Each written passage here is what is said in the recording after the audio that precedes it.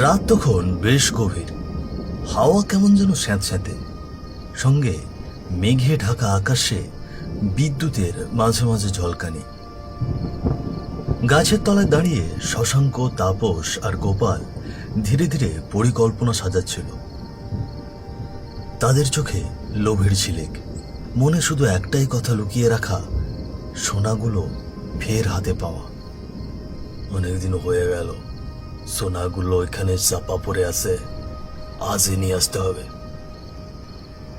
ঠিক বলেছিস, আর দেরি করলে জায়গাটা কেউ খুঁজে পেতে পারে। তাহলে চল এখনই রওনা দিই। রাত যত গভীর ততই মানুষের ভয় কম। তারা তিনজন বন্ধুর যেই কথা তেমনই কাজ। আজ আর তারা দেরি করবে না। তারা ঝড় বৃষ্টি যতই হোক তাদের গন্তব্যে পৌঁছেই ছাড়বে।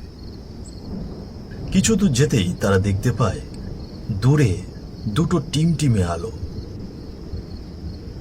মনে হচ্ছে কেউ লণ্ঠন নিয়ে সামনের দিকে এগিয়ে আসছে।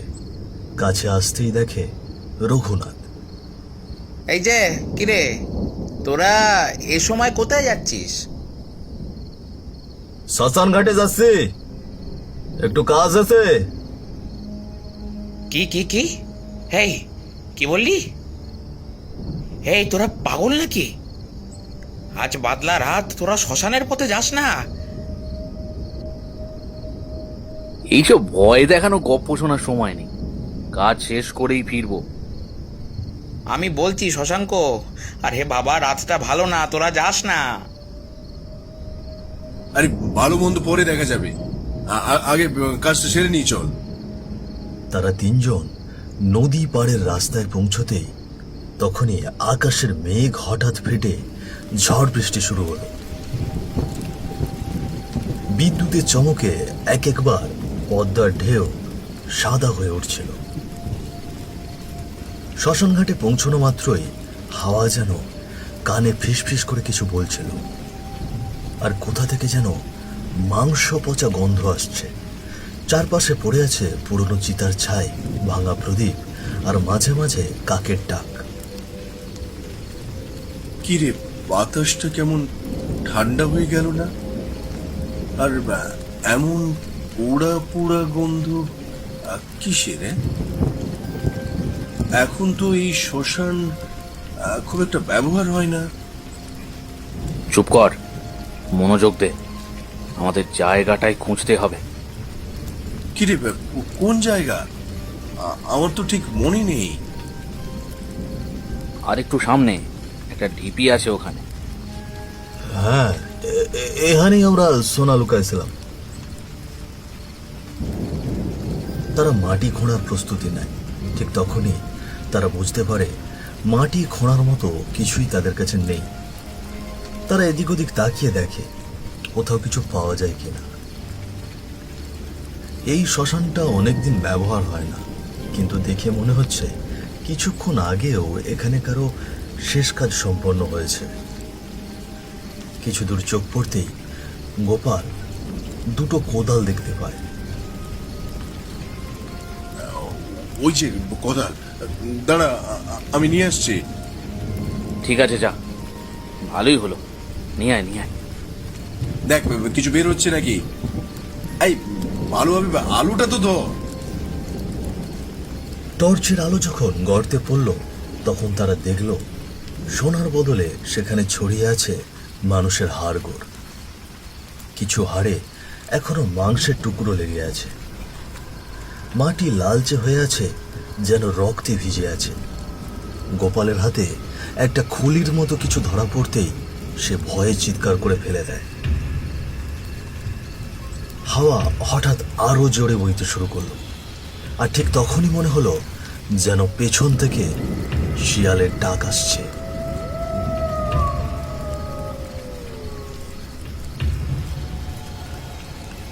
শোনা না, এ কি জিনিস? ও বাবা গো! এ কি কাণ্ড! না না, এ হতে পারে না।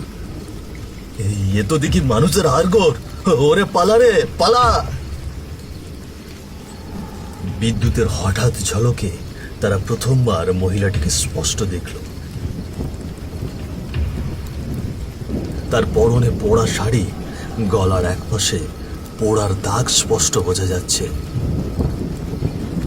ঠোঁটের ডান পাশ ছেঁড়া, দাঁত অর্ধেক বেরিয়ে আছে। ওটা ওটা তো মানুষ না। চোখ দেখেছিস? ওরে বাবা, এ ভূত! আমার দিকেই তাকাচ্ছে মনে হচ্ছে, ভেতর থেকে টেনে নিচ্ছে। না, এটা ঠিক না। আমাদের চলে যাওয়া উচিত ছিল। ওই যে আসছে, পা নড়ছে না আমার। বাঁচাও! মনে হচ্ছে মাটি ধরে রেখেছে। ও আমাদের ছাড়বে না। এটা ভুল না। ও সত্যি ভূত। আজ আমাদের মরতে হবে। মহাদেবীর আত্মা ধীরে ধীরে তাদের দিকে এগিয়ে আসছে। বাতাস যেন ভারী হয়ে এলো, যেন শ্বাস নিতে কষ্ট হচ্ছে। মহাদেবী, দয়া করো, আমরা কিছু করিনি। আমরা কিছু ভুল করিনি। আমাদের বাঁচতে দাও, আমাদের দয়া করে বাঁচতে দাও। তোমার পায়ে পড়ি, আমাদেরকে মেরো না, ক্ষমা করো। ক্ষমা? কিসের ক্ষমা চাস? আমরা ভুল করেছি, দয়া করে ছেড়ে দাও। বৃষ্টি থেমে আসলেও শ্মশান ঘাট যেন কেঁপে উঠছে। মহাদেবীর আত্মার চোখ দুটো আগুনের মতো লাল হয়ে উঠছে। তার ঠোঁট নড়তেই চারপাশে অদ্ভুত প্রতিধ্বনি বাজে। মনে হয় মাটির নিচ থেকে মৃতেরা ফিসফিস করছে। শশাঙ্ক, তাপস, গোপাল ভয়ে কাঁপছে। আমার সোনাগুলো কোথায় রেখেছিস? ফেরত দে, ফেরত দে বলছি, নয়তো তোদের আমি এক্ষুনি মেরে ফেলবো। না না, আমরা খুঁজে পাচ্ছি না, সত্যি বলছি। আমাদের দোষ নাই, আমরা খুঁজতে এসেছি শুধু। তুমি ভুল ভাবছো। আমরা তো কিছুই জানি না। মিথ্যা, মিথ্যা বলছিস তোরা? তোরা নিসনি? জানতে চাস কি করেছিলি তোরা আমার সঙ্গে? যা করেছিলি তা আমি ভুলিনি, ভুলিনি আমি। তাহলে শোন। পদ্মার পাড়ে তখন কালবৈশাখীর রাত। বজ্রপাতের আলোয় মাঝে মধ্যে দেখা যাচ্ছিল ভিজে শ্মশানের পথ। বৃষ্টিতে কাদা হয়ে গিয়েছিল চারদিক। সেই কাদার মধ্য দিয়ে চারজন কাঁধে করে নিয়ে আসছিল দিলীপের নিথর দেহ। মহাদেবী কাঁদতে কাঁদতে পিছু নিল। তার বুক ফাটা কান্না চারপাশে ঝড় বৃষ্টির শব্দের ভেতরেও কানে আঘাত করছিল। এক হাতে ভিজে শাড়ি আঁকড়ে ধরেছে, অন্যদিকে সোনার অলংকার ভাড়া শরীর কাঁপছে। হে ভগবান, কেন আমার স্বামীকে এত তাড়াতাড়ি নিয়ে নিলে ভগবান? কেন এত তাড়াতাড়ি নিয়ে গেলে? আমার সংসার ভেঙে গেল, আমি কাকে আঁকড়ে বাঁচবো? চল, দেরি করিস না, বৃষ্টি বাড়ছে। এই পথে এভাবে দাঁড়ানো যায় না, নদীর জল বেড়ে চলেছে। ওহ বাবারে বাবা, এ মাথা খারাপ হয়ে গেল এই মহিলার কান্নাকাটিতে। হ্যাঁ হ্যাঁ, অনেক হয়েছে হয়েছে, আরে এবার একটু চুপ কর। শ্মশান ঘাটে পৌঁছে দিলীপের দেহ মাটিতে শুইয়ে দেওয়া হলো। ভেজা কাঠ, শুকনো খড় দিয়ে চিতা সাজানো হলো। বজ্রপাতের এক ঝলকে দিলীপের মুখ শেষবারের মতো স্পষ্ট দেখা গেল। মহাদেবী হাঁটু ভেঙে বসে স্বামীর দিকে তাকিয়ে কান্না করতে শুরু করল। ওগো, ওগো, আর একবার চোখ খুলে তাকাও, একবার আমায় ডাকো। এই বুকে যে তুমি ছাড়া আর কেউ নেই, আমায় একা ফেলে যেও না। ভগবান তোমাকে কেন এত তাড়াতাড়ি কেড়ে নিল? কি পাপ করেছিলাম আমি? কিন্তু মৃতরা তো আর সাড়া দেয় না। মহাদেবীর বুকের ভেতর থেকে উঠে আসছিল এমন এক কান্না, যেটা শ্মশান ঘাটের বাতাসও ভারী করে দিল। ঝড় বৃষ্টি ও তার হাহাকার চেপে ধরতে পারছিল না। চারজন চিতায় আগুন ধরালো। আগুনের শিখা আকাশ ছুঁতে লাগলো। ধোঁয়ার ভেতর দাঁড়িয়ে মহাদেবীর আস্ত ভেজা মুখ দেখা যাচ্ছিল। ঠিক তখনই রঘুনাথ হঠাৎ ভয় পেয়ে উঠল। তার চোখ বারবার শ্মশানের অন্ধকারে আটকে যাচ্ছিল। মনে হচ্ছিল কেউ যেন তাকিয়ে আছে। না না না, আমি পারবো না আমি। এখানে কিছু তো একটা আছে। আমি আর এক মুহূর্তও এখানে থাকতে পারবো না। আমি যাচ্ছি। আরে তোর আবার কি হলো? পাগল হয়ে গেছিস নাকি? আরে না না, আমি বলছি তো, আমি আর এক মুহূর্ত এখানে থাকবো না। আমি চলে যাব, আমি এখানে থাকবো না।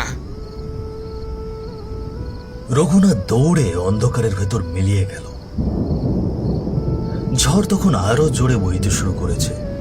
মহাদেবী কাঁদতে কাঁদতে স্বামীর চিতার সামনে দাঁড়িয়ে তখনই বাকি তিনজন একে অপরের দিকে তাকালো। তাদের চোখে তখন কেবল একটাই লোভ। গোপাল প্রথম এগিয়ে গেল। সে কাঁপা হাতে মহাদেবীর গলা থেকে সোনার হার টেনে নামালো। মহাদেবী চমকে তাকালো। কি করছো গোপাল? এটা আমার স্বামীর দেওয়া উপহার। চুপ কর, আজ রাতেই সব নেব আমরা। এমন সুযোগ আর পাবো না। তারা তিনজন মিলে মহাদেবীর শরীর থেকে একে একে সব অলংকার খুলতে শুরু করলো। মহাদেবী কাঁদতে কাঁদতে ভিজে মাটিতে বসে পড়ল। বুক চেপে হাহাকার করতে লাগলো। তোমরা তো আমার স্বামীর দাহ সঙ্গী, তোমরাই তো আগুন ধরালে আমার স্বামীর চিতায়, আর এখন আমাকে এভাবে লুটে নিচ্ছ। এসব গহনা সব আমাদের। আজ থেকে আমরা ধনী হয়ে গেলাম। কিছু অন্তত রেখো, সব নিও না, দয়া করে সব নিও না। অন্তত আমার স্বামীর স্মৃতিটুকু একটু বাঁচাতে দাও। দয়া করো। কিন্তু কেউ শোনেনি। তিনজনের চোখে তখন শুধু সোনার গহনার লোভ। শেষে তারা তাকে জোর করে চিতার দিকে টেনে নিয়ে গেল। মহাদেবী আঁকড়ে ধরেছিল ভিজে মাটিকে। পায়ের শব্দ বৃষ্টির মধ্যে কেঁপে উঠছিল। সে প্রাণপণ ছটফট করছিল, কিন্তু ধীরে ধীরে তাকে ঠেলে দেওয়া হলো জ্বলন্ত চিতার ভেতরে। এক মুহূর্তের মধ্যে আগুন তার ভিজে শাড়ি গ্রাস করে নিল। মহাদেবীর বুক ফাটা চিৎকার রাতের আকাশ কাঁপিয়ে দিল। বজ্রপাতের আলোয় দেখা গেল তার শরীর ছটফট করছে। হে ভগবান, আমি কি এই শাস্তির যোগ্য ছিলাম? আমার দোষ কি ছিল? আমার স্বামীকে হারানোই কি যথেষ্ট ছিল না? একদিন তোরাও এই শ্মশানের আগুনে জ্বলবি। আমি শপথ করছি, তোরাও এই শ্মশানের আগুনে জ্বলবি। আগুনে মহাদেবী ও তার স্বামীর শরীরটা ধীরে ধীরে ছাই হয়ে গেল। তার সমস্ত ছটফটানি শেষ হয়ে গেল। কিন্তু তার চোখের অভিশপ্ত দৃষ্টি যেন তিনজনের বুকের ভেতরে গেঁথে গেল। শশাঙ্ক, গোপাল আর তাপস কিছুক্ষণের জন্য নির্বাক হয়ে দাঁড়িয়ে রইল। তারপর লোভ আবার তাদের গ্রাস করল। গহনাগুলো এত রাতে যদি কেউ দেখে ফেলে, তাহলে ডাকাত ভেবে আমাদের কিন্তু মেরে ফেলবে। এই জায়গাটায় কেউ আছে না, এখানে চাপা দে। যেদিন দরকার হবে তখন খুঁড়ে নিয়ে যাব। ঠিক আছে, একদিন এসে তুলে নিয়ে যাও। তারা মহাদেবীর সমস্ত অলংকার, সোনার গহনা গর্তে ফেলে দিল। গোপাল, শশাঙ্ক আর তাপস মাটির নিচে চাপা দেওয়া সেই লোভনীয় সম্পদের দিকে শেষবার তাকালো। চল এখান থেকে বেরিয়ে যাই, এই জায়গাটা সহ্য হচ্ছে না। তারা তিনজন ভারী পদক্ষেপে শ্মশান ঘাট ছেড়ে চলে গেল। অন্ধকার আকাশে বজ্রপাত হলো। সেই বজ্রপাত যেন সাক্ষী হয়ে রইল মহাদেবীর অভিশাপের, যে অভিশাপ আজ আবার ফিরে এসেছে তার প্রতিশোধ নিতে। দিদি, আমাদের ছেড়ে দাও, ভুল হয়েছিল, আমরা আর কোনোদিন লোভ করব না। মাফ করে দাও, আমরা শপথ করছি কারো কোনো ক্ষতি করব না। দেবী, তোমার চরণে পড়ছি, আমাদের দয়া করো। বজ্রপাতের আলোয় তিনজন, শশাঙ্ক, গোপাল, তাপস কাঁপতে কাঁপতে দাঁড়িয়ে আছে। তাদের সামনে জ্বলন্ত চোখে দাঁড়িয়ে আছে মহাদেবীর আত্মা। তাদের চোখে আতঙ্ক আর সাথে বুক কাঁপছে বাঁচার আশায়। তোরা আমার স্বামীকে কাঁধে করে এনেছিলি, অথচ আমায় আগুনে ছড়ে দিলি।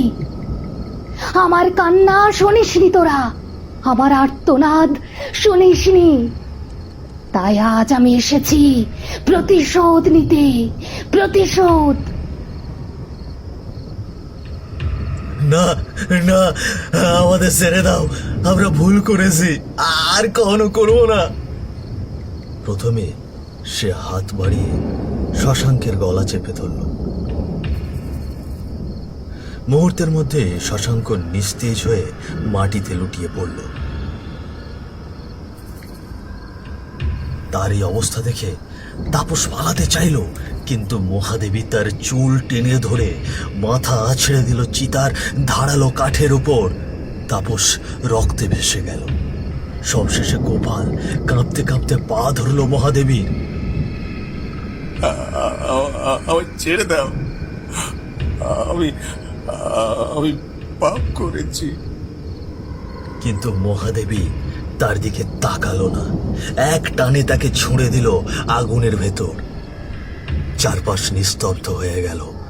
শ্মশান ঘাটের আগুনে দাউ দাউ করে জ্বলতে লাগলো গোপালের দেহ।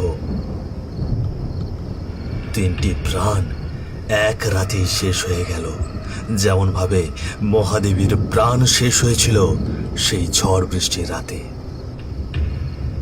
মহাদেবীর আত্মা মিলিয়ে গেল অন্ধকারে। পদ্মার পারে শুধু বাতাস বয়ে গেল না, নিয়ে গেল তিনটি আর্তনাদ, আর রেখে গেল এক ভৌতিক নীরবতা।